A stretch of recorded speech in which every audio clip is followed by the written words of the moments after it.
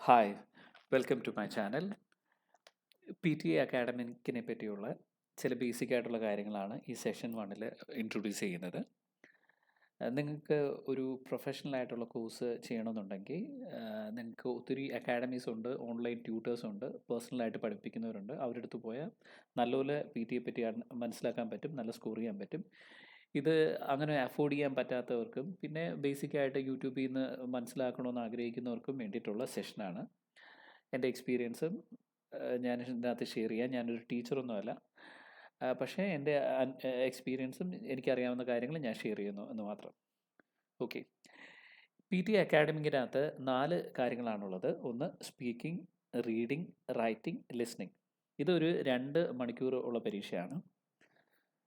Okay, ഇനി സ്പീക്കിങ്ങിനകത്ത് 5 സെഷനാണ് വരുന്നത്. ഒന്ന് read allowed, repeat sentence, describe image, retell lecture, answer short questions. നിങ്ങൾക്കൊരു നോട്ടായിട്ട് ഇത് എഴുതിയെടുക്കാം. അടുത്തത് റീഡിങ്ങിനകത്ത് വരുമ്പം 5 കാര്യങ്ങളാണ് അതിനകത്തുള്ളത്. ഒന്ന് reading and writing, fill in the blanks. 2 multiple choice, multiple answers. 3 reorder paragraphs. 4 reading, fill in the blanks. 5 multiple choice, single answer. അടുത്തത് റൈറ്റിങ്ങിലേക്ക് വരുമ്പം 2 എണ്ണമേ ഉള്ളൂ. ഒന്ന് summarise written text and writing essay. ലിസണിങ്ങിലേക്ക് വരുമ്പം അതിനകത്ത് 8 കാര്യങ്ങളുണ്ട്.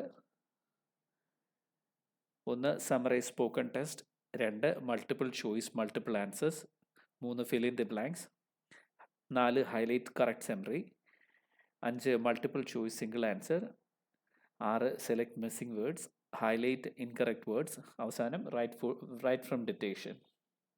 ഓക്കെ, ഇത് നിങ്ങൾ നോട്ട്സായിട്ട് എഴുതുക. ഓക്കെ, ഇതൊരു ബേസിക് ഇൻഫർമേഷനാണ്. ഇനി എന്താ ചെയ്യേണ്ടതെന്ന് വെച്ച് കഴിഞ്ഞാൽ ഒരു എക്സൽ ഷീറ്റ് ഉണ്ടാക്കുക. ആ എക്സൽ ഷീറ്റിനകത്ത് ഇതുപോലെ മോഡ്യൂൾ എന്ന് പറഞ്ഞിട്ട് എഴുതിയിടുക.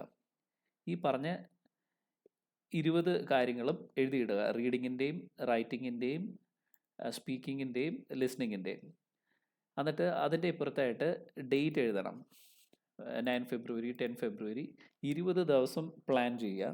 20 ദിവസത്തിൽ ഏറ്റവും കുറഞ്ഞത് എല്ലാം 3 എണ്ണം വെച്ച് പ്രാക്ടീസ് ചെയ്യുക. അന്നേരം ഒരെണ്ണം പ്രാക്ടീസ് ചെയ്യുമ്പം 1 ഇടുക. 10 എണ്ണം പ്രാക്ടീസ് ചെയ്യുവാണെങ്കിൽ ഏറ്റവും നല്ലത്. എല്ലാ ദിവസവും 10 എണ്ണം പ്രാക്ടീസ് ചെയ്യണമെന്ന് ഞാൻ റെക്കമെൻഡ് ചെയ്യുന്നു. അല്ലെങ്കിൽ മിനിമം ഒരു 3 എണ്ണം ആണെങ്കിൽ നമ്മൾ എത്രയാണോ ചെയ്തത് അത് ചെയ്യുക.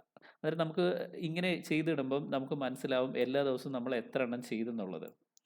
ഓക്കെ, ബേസിക് ആയിട്ടാണ് ഞാൻ കാര്യങ്ങൾ പറയുന്നത്. പ്രാക്ടിക്കലായിട്ട് ഞാൻ പഠിച്ച രീതിയിൽ നിങ്ങളെ പറയുന്നതേ ഉള്ളൂ. എന്തായിരുന്നാലും നിങ്ങൾ പ്രാക്ടീസ് ചെയ്യുമ്പം ഈ ഒരു എക്സൽ ഷീറ്റ് ഉണ്ടാക്കുക. പഠിക്കുന്നത് അന്നേരം എത്ര എണ്ണം പ്രാക്ടീസ് ചെയ്തെന്നുള്ളത് ഇവിടെ ഇത് ചെയ്യുക. നിങ്ങൾക്കൊരു ടാർഗറ്റ് വെക്കുക. മിനിമം ഒരു 10, മാക്സിമം ഒരു 10 എണ്ണമെങ്കിലും ചെയ്യണം. 10 കൂടുതൽ ചെയ്താൽ അത്രയും നല്ലത്. 10 എണ്ണമെങ്കിലും ചെയ്യാൻ ശ്രമിക്കുക. ഇല്ലെങ്കിൽ ഏറ്റവും കുറഞ്ഞത് എല്ലാത്തിൽ നിന്നും 3 എണ്ണം വെച്ച് ചെയ്യാനായിട്ട് ശ്രമിക്കുക. ഒത്തിരി നമ്മളിപ്പോൾ 1 മാസം 2 മാസം ഒന്നും എടുക്കണ്ട. നിങ്ങൾക്ക് പറ്റുന്നുണ്ടെങ്കിൽ അതൊരു 20 ദിവസം 25 ദിവസത്തിനുള്ളിൽ ഫിനിഷ് ചെയ്യാൻ നോക്കുക. ഒരു പഠിക്കാൻ തുടങ്ങി 25 ദിവസത്തിനുള്ളിൽ ഒരു ഡേറ്റ് എടുത്തിട്ട് അപ്പിയർ ചെയ്യാൻ നോക്കുക. ഇത് IELTS-നെ വെച്ച് നോക്കുമ്പം വളരെ ഈസിയാണ്. IELTS-നെ വെച്ച് കമ്പയർ ചെയ്യുമ്പം നല്ലപോലെ പ്രാക്ടീസ് ചെയ്യണം എന്നുള്ളത് മാത്രമേ ഉള്ളൂ. എന്തായിരുന്നാലും ഈ സെഷനിൽ ഞാൻ ഇങ്ങനെ ബേസിക് ഇൻഫർമേഷൻ പറയുന്നു. അടുത്ത സെഷനിൽ ഓരോരോ കാര്യങ്ങൾ സ്പീക്കിങ്ങിൻ്റെ റീഡ് അലോഡ് എന്താണ് ഓരോ സെക്ഷൻ വെച്ചിട്ട് നമുക്ക് ചെയ്യാം. Okay, thank you.